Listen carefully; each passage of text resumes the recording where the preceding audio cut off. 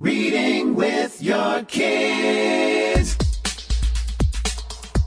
Hey, so great to see you. Come on in. Hi, my name is Jedley, and this is the Reading with Your Kids podcast. We are coming to you from the beautiful Reedville neighborhood of Boston, Massachusetts. Thanks so much for being part of our beautiful Reading with Your Kids families. We're making the world a better place by showing our kids how much we love them by spending time reading with them. We have a wonderful guest on for you today. He is the creator of the Big Nate comic strip series that you may be familiar with. He's here to tell us about a brand new graphic novel called Max and the Midknights. Our guest's name is Lincoln Peirce. Hey, for all the authors that are listening out there, I wanted to share with you this great email that we received here at the Reading with Your Kids podcast from Dr. Linda Mubarak. She is a past guest and the author of Maxine's new job. Here's the email. Dear Fatima and Jed, good news! Maxine's new job has been nominated to receive the prestigious Henri Award at the 2018 Christian Literacy Awards for Outstanding Literacy Work in the Children's Book Division. I sincerely believe your certifying Maxine as a great read helped bring increased social media attention to the book. Thank you for the exposure and the great marketing. We are so happy for Dr. Linda Mubarak that her book, Reading with Your Kids Certified Great Read, Maxine's New Job, received this prestigious recognition. We would love to help your book receive that same kind of recognition. If you are interested in having your book considered for our Reading with Your Kids Certified Great Read program, please visit our website, readingwithyourkids.com. You can click on the contact button, send us a note, and we'll send all the information back to you, or you can go right to our Certified Great Read page on our website. It's fun, it's easy, and it is really an effective way to let the world know that your book stands out above all the rest. The Reading with Your Kids Certified Great Read program. Joining us on the line right now from one of my favorite cities in the world, Portland and Maine. He is the author of a great new book called Max and the Midknights. Please welcome to the show, author, illustrator, Lincoln Peirce. Lincoln, how are you? I am good. Thanks so much. I'm really excited that you're here. I neglected to mention that you are also the creator, the illustrator, the author of the Big Nate comic strip series. That's right. Yeah, Big Nate started as a comic strip way back in 1991. So, yeah, it's been a nice long run. Yeah, fantastic. So let's get right into it. Please tell us all about Max and the Midknights. This is a great new graphic novel. Am I right?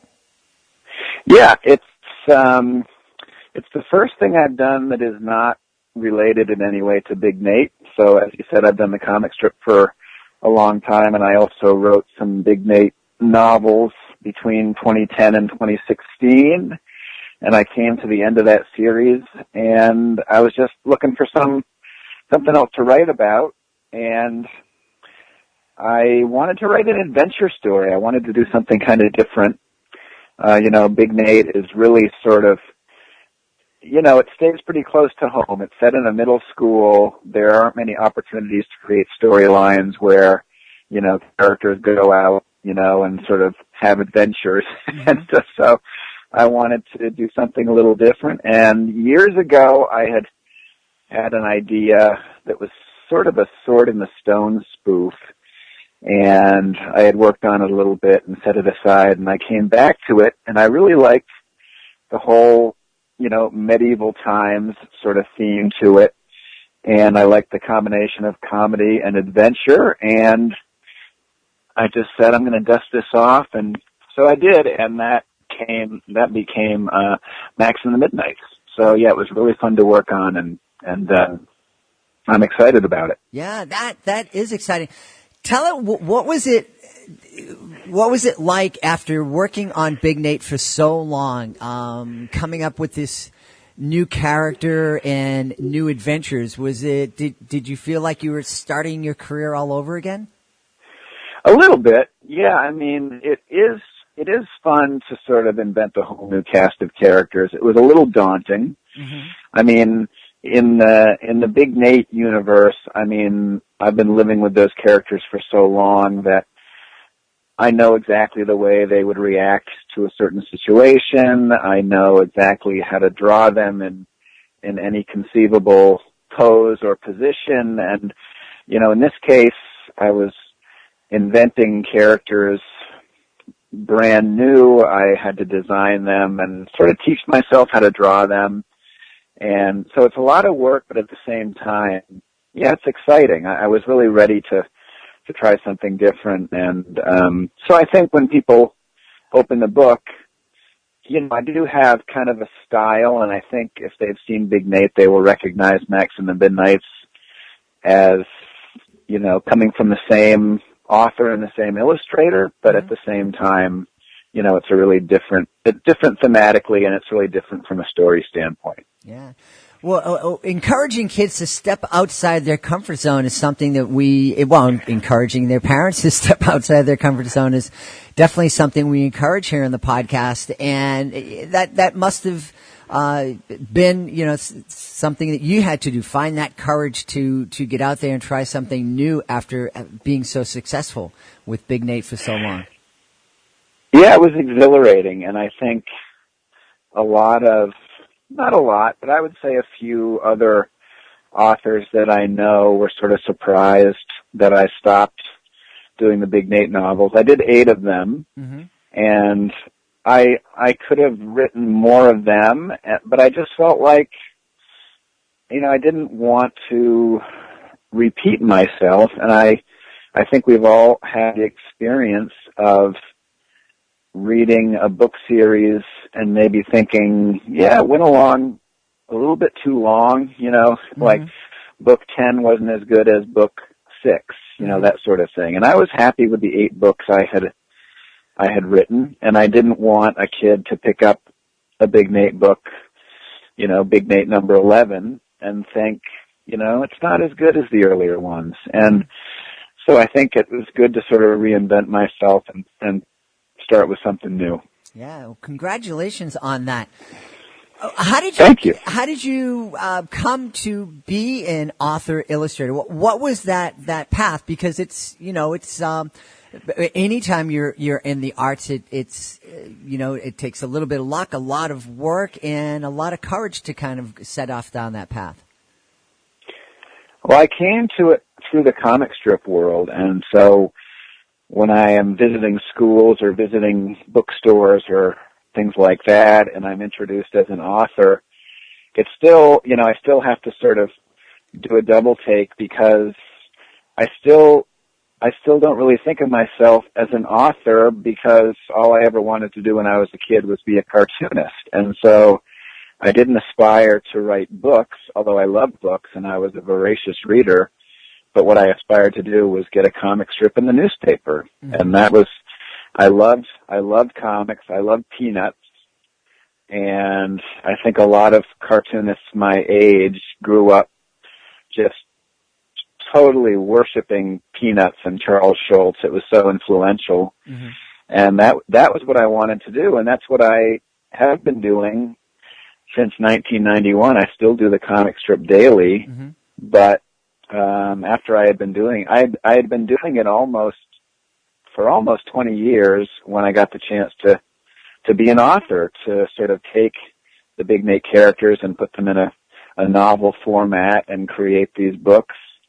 And although I had never written a book, but I felt confident that I could because I had been with the characters for so long, and even though I was accustomed to writing stories that only played out over a few panels, storytelling is all the same. I mean, it's having compelling characters, it's writing good, crisp dialogue, it's having, a good kind of interesting storyline. And I thought, well, if I can do that in a newspaper, I can do that in a novel. And I wasn't sure I was going to enjoy it as much as I did, but I really did.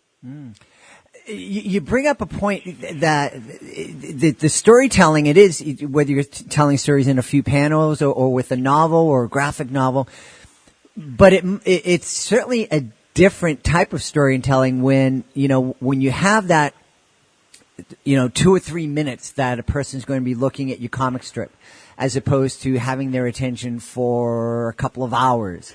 What was dealing with that challenge like? Did you, Did you have to slow down your storytelling pace? I think the biggest thing I had to do was remind myself that when I started writing the Big Nate books, I was writing for children exclusively, and that's not the way I approach the comic strip. Not many kids read newspapers. I think when kids discover comic strips, I think they generally discover them through compilation books, not because they are looking at the newspaper. And so when you're doing a strip for the newspaper, you're really writing for readers of all ages. And I have always done that. And when I started writing the Big Nate novels, that was the biggest thing for me was, oh yeah, I am now writing pretty much exclusively for an audience aged 8 to 12. And that's just a different approach. You use language a little bit differently. There are some, not that the Big Nate comic strip really ever deals with any subject matter that is, sort of adult in quotes or anything like that. It's very kind of G-rated. Yeah. But there's just, there's a way that you express yourself when you're really targeting kids that's a little bit different than when you're targeting readers of all ages. Sure. So that was a big change. And then just, it's a rhythm. It's almost like when you're telling jokes and they play out over 4 panels, it's really sort of a rhythmic kind of writing. You have these beats, in panel 1, here's sort of the introduction of this idea, and then in panels 2 and 3 is sort of the setup, and then you get to panel 4 and it's kind of the punchline, and, it's pretty straightforward. And in a novel, obviously, you've got pages and pages and pages to lay out a story idea, and you can be a lot more ambitious with the sorts of stories you want to tell, and you can have little subplots that go off from the main plot. So yeah, it was really different, but in a really sort of fun way for me. That's wonderful. You mentioned that kids aren't reading comics in the newspapers typically, and they're discovering them through compilations. I remember vividly how important comics and especially comics in the newspapers were, especially down here in Boston. There are two really moments that stand out. One was when I was a very young kid and the newspaper workers went on strike, so none of the daily newspapers were being published. But the TV channels, the news and the TV, were reading the comic strips as part of the broadcast news broadcast during that strike. And that was how important comics were to people at that time. And the other comic related event I remember was being part. I was hired by I don't know if it was the Record American then or the Boston Herald American or what version of it was, but they came in and they just kind of swooped up and bought a lot of the rights to the syndicated comics that were in the Globe. And it was, the whole city was up in arms. And I'm like, guys, it's a comic strip. Yeah, I remember that very well because I've been reading the Boston Globe. My parents subscribed to that paper. We didn't live in Massachusetts. We lived in New Hampshire, but we could still get the Globe delivered. So I've been reading the Globe, probably since I was 5 years old, and I think I remember just about every change they've ever made to their comics pages. And unfortunately, the Globe is like a lot of newspapers that are struggling financially, and one way they save money is by cutting back on their comics. So the Globe comic section just recently was cut all the way down to about 12 comics. Oh my goodness. Which is, only about 5 years ago they had over 30 comics. And so it's really sort of radical. So I think, sadly, it's less and less likely that kids are going to have that experience of, getting the newspaper, spreading it out on the kitchen table or on the living room floor and just looking at the comics. I think that is sort of a remnant of a much earlier era. Yeah. And it's really sad too, because at least in my experience, picking up the newspaper every day as a kid to read the comics got me into the habit of picking up the newspaper every day and reading it. And I'm the same way. Yeah, exactly. And I think you, as a newspaper reader, we get 2 newspapers a day here at my house in Maine, and we get 3 on Sundays. We're still big newspaper readers, but I think we're in the minority. But the thing about those habits you develop as a kid in looking at the newspaper is they've really become lifelong habits. And so even today, I will look at a newspaper in the same order that I learned to when I was a child. I still, I'll eventually get to the front page, but first I'm going to look at the comics, and I'm going to look at the sports and back in the day. And that's also how I developed, I think, my affection for crossword puzzles, because crosswords were always on the same page as the comics. And in the Globe, Ann Landers was always on the same page as the comics, so I would get my little bit of, my advice column, from Ann Landers. So yeah, a daily newspaper, I think, kids today don't understand what a big part of daily family life a daily newspaper once was. Yeah. And I think we're missing that. There's a lot of wonderful things that technology is bringing us, but it's also killing a lot of the wonderful traditions that were part of families. And unfortunately, newspapers are one of those things. Yeah, I understand how much more convenient it can be to read newspaper articles on your phone or on your laptop or things like that. I'm not a complete dinosaur, but it's not the same reading comics on a computer screen as it is when you just spread the whole comics page out in front of you. You have to click through from screen to screen. You can tell a little something about a newspaper just by looking at the way they lay out their comics page and the decisions that they make. What strip are they going to put on top of another strip, and how are they going to position them on the page and all that? I think I've just always liked that part of sort of design, I guess you would say, is how these comics pages look in newspapers. And you start to associate, if you read the same newspaper year after year, then you begin to associate certain strips with certain other strips because they've been side by side on the page for, 15 or 20 or 30 years. Yeah. You mentioned something, and it's something we've kind of talked about here in the podcast, and it was something that I didn't appreciate fully.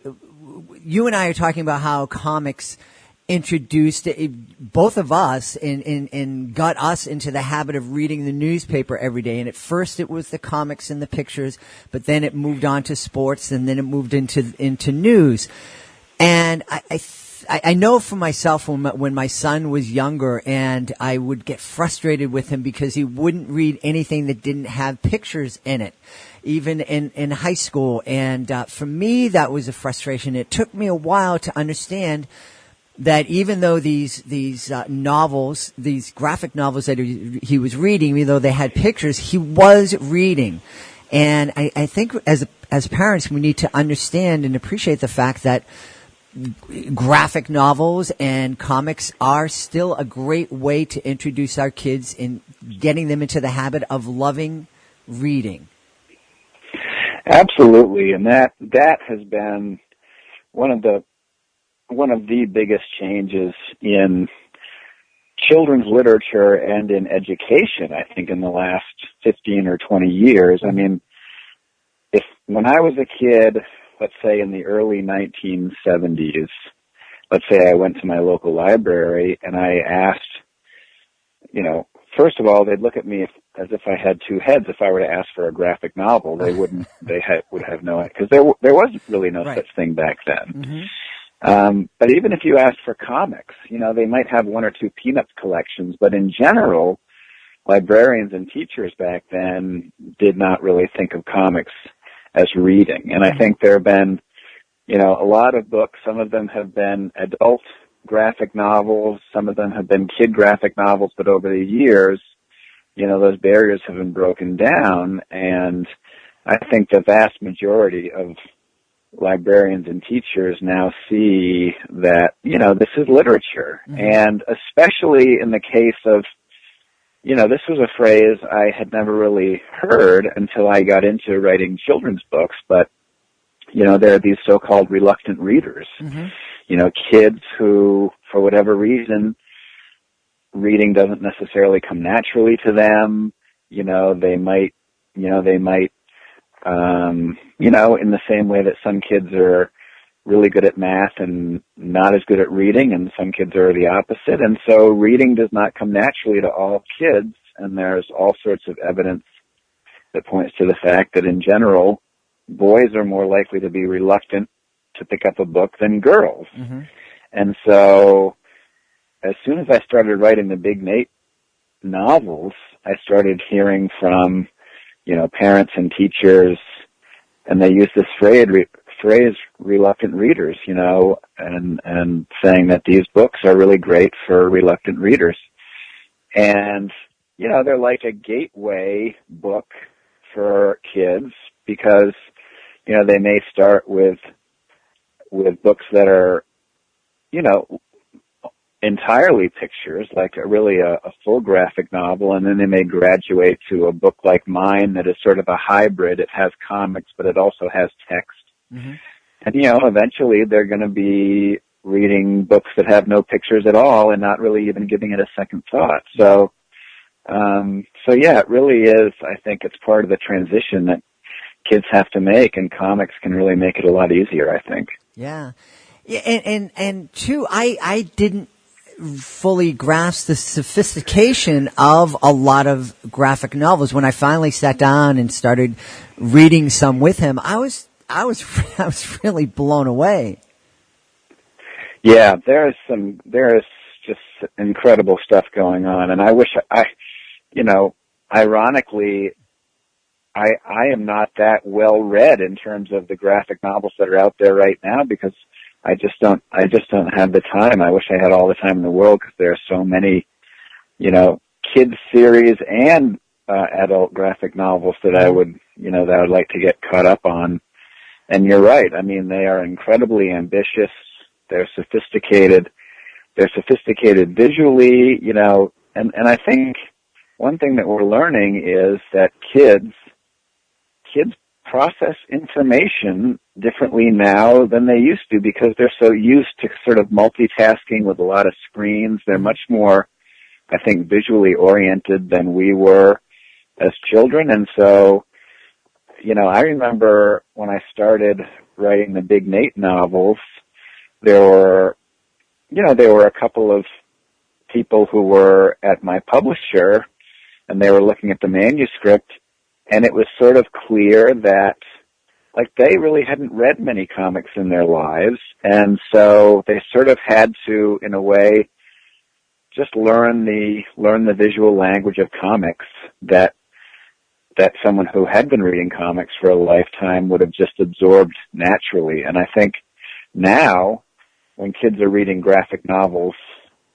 starting basically as soon as they can read, they really understand that language. They know when they see a page, even if a page is really organized in a very complex way visually, mm-hmm. moving from panel to panel or what have you, they just understand it. They just grasp it immediately. Mm-hmm. Mm-hmm. Yeah. And that was, I think that was one of the hardest things I had to learn how to figure out was where do I go from here? Which panel do I go to? Yeah, exactly. There are not so much in the kids realm, but, there are, in graphic novels for adults. I mean, there's a graphic novelist named Chris Ware, and his books are, they are really like these beautifully elaborate jigsaw puzzles, and the pages, are really, it's really an intellectual exercise to mm-hmm. sort of move through the page. Mm-hmm. And, that's something you wouldn't necessarily want to make it that difficult for a kid to sort of work their way through a book. But, for an adult, it's sort of a fun challenge. For kids, it's sort of the other end of the spectrum. Like, you want to design these pages so that it's effortless for the kids, that it's like, even if you're moving back and forth between comics and text, you just want it to flow so that, the kids will just sort of like zip right through it. And I think, that's always what I aspire to do in my books. Yeah. One of the exercises I love to put my guests through, and it's a pretty easy one, is to ask them what kind of conversations do you think families can have if they're experiencing Max and the Midknights together, either reading it aloud together or co-reading it? I think one of the themes of the book is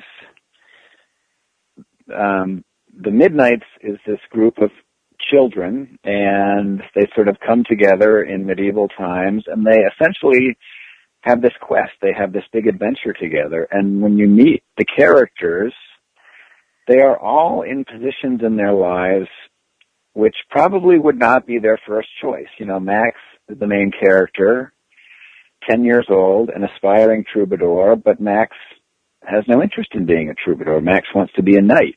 Mm-hmm. And there's another character named Kevin who is also an apprentice. Kevin's father is a stableman, takes care of horses, and this is going to be Kevin's lot in life because in this medieval kingdom, that's just the way things go. Like you're a boy and you learn your father's trade. And so one of the themes of the book is, like, how do these kids sort of deal with that reality that, it's not so easy in this medieval world for a kid to say, I want to do this with my life. I want to be that. And so I think there's a message in the book about, sort of, kids' pursuit of something that is their true passion and their true interest, and how that sort of runs up against other people's expectations. So I think that's one conversation that a family could have. Mm-hmm. And I think another is, and this is a spoiler alert, but when you read this book, you learn that Max is a girl. Oh. And I think most kids picking up this book, looking at the cover and reading the first couple chapters, naturally are assuming that Max is a boy, and then they learn at the end of chapter 3 that Max is in fact a girl. And I think that's also something that families could talk about, and just about, kind of what does that mean for Max? Does it end up being important in the book, or is Max's gender truly important, or is it really Max's character and Max's, bravery and valor and loyalty and those sort of qualities that really make all the difference? Yeah, and boy, that is a conversation that a lot of families are having and are going to be having into the future. Yeah, I think so. I mean, my kids are grown now. One is 24 and one's 21. The 21-year-old is a girl, and she's studying physics.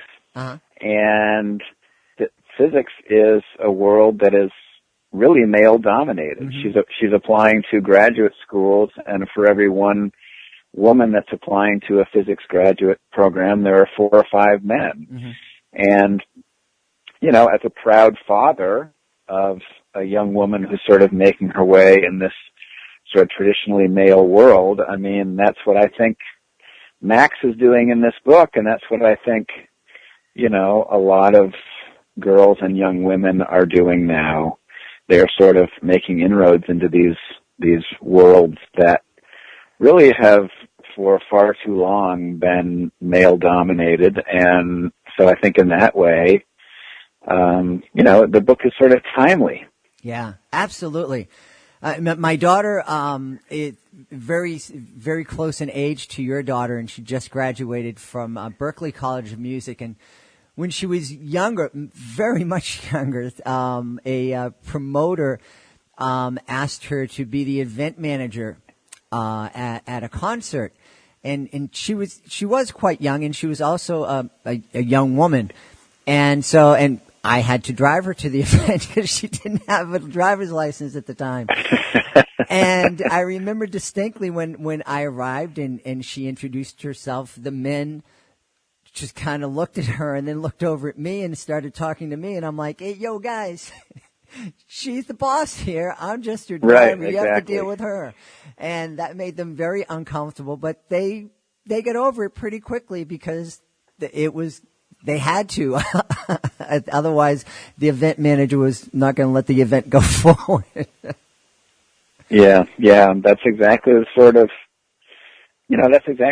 thing I think that is going on all over the place now. And I think it's great. We just had an election back in November where now we have, the greatest number of women in elected office than we've ever had. And that's a trend that I think, that I certainly hope continues to move in that direction. Absolutely. And this just reinforces the whole idea of the podcast is the power of reading with our kids. That we can pick up something as fun and as playful as Max and the Midknights and use it as a jumping off point to have these wonderful and really important conversations with our kids. Yeah, I mean, some of my happiest memories, both as a father and as a child, were, talking about stories that we were reading at the time. Talking about them with my parents. I mean, I remember one birthday getting Charlie and the Chocolate Factory for my birthday, and that was one of the most enchanting books I read in my youth, and I read it over and over again. And I just remember, I think I blew through it in one day, and then at dinner that night, I just remember talking to my parents about it. I was so excited, and then years later as a father, I just remember reading the Harry Potter series with our daughter, and just talking about all these plot points and realizing, this book series is literally thousands of pages long, and isn't it cool to see how the author planted the seed for this thing? She planted this seed all the way back in book 1, and here it is finally flowering in book 6 or book 7, and those are the sorts of things that are so fun to talk about with, as an adult when you're talking about it with your kids, or as a kid when you're talking about it with your parents or your teachers. Yeah. Yeah, and I think one of the things that's so neat for a kid when a kid speaks about a book and about what they think about a book, it could be like the very first time they feel that an adult is taking them seriously and paying attention to them. I think you're absolutely right. And I don't know what age this really starts to happen, but I know I think there's an age where, as a kid, you suddenly realize, I've stopped reading books, in school. I've stopped reading books just because the teacher is reading them to us, or because the teacher told me this is what I have to read. I'm reading books now because I want to, and I'm reading, I'm in charge of picking out the sort of books that I want to read, and the teacher or the parent is, sort of part of that process. That's why, school librarians are some of my favorite people, because you see kids come into the library at library time, and the librarian is someone who in the best schools and in the best libraries, the librarian is someone who's going to know, they're going to know that kid, and they're going to know exactly what sort of book to put in that kid's hands. Or if the kid has questions like, well, here, do you have any stories like this? The librarian will have an answer, and they'll be able to find the sort of book that the kid's looking for. And yeah, I think that's sort of a magical thing that happens. And my mom worked in an elementary school library for 25 years, and so I'm very fond of that dynamic, of kids coming into the library. And school libraries, I visit a lot of schools, and school libraries, to me, just always feel very different from the rest of the school. Mm-hmm. They almost feel like, it's almost like a holy place. Yeah. It's almost like you're going into a sanctuary, not because it's quiet, because I think the whole notion of libraries having to be quiet is sort of antiquated. Mm-hmm. It's just that, they're sort of magical. They're these repositories of all these books, and, and you see that this is where kids who are just learning to love books and love stories, and it's just such the perfect place for them. Yeah. Think about how many inventions were first born in a library, or like the seed that turned into this great invention, or this great story, or this great business started because of something that was sparked in a library. Yeah, absolutely. I did an online interview some months ago, and one of the questions was, do you remember checking out a library book that changed your life in some way? And I did. Mm-hmm. And I told the story of discovering this book that was a collection. This was in the mid-'70s, and I found this collection of old newspaper comics. It was the book had been published by the Smithsonian, and the Smithsonian has one of the great collections of comic strips, original comic strips in the country. And this was, of course, before the internet. It was before you could just, with a few clicks of the keyboard, find an archive of old comics. I didn't know anything about comics that had been around before I was born. And finding this book and just flipping through and seeing these comics from like the 1920s and the 1930s was just a complete revelation to me. And I already knew at that point that I loved comics, but I didn't know anything about the history of comics. And it really did change my life. I mean, it was amazing. And I'm sure just about anyone whose job involves something to do with books or stories or something like that, I'll bet just about every one of them would have a similar story. Mm-hmm. Absolutely. Yeah.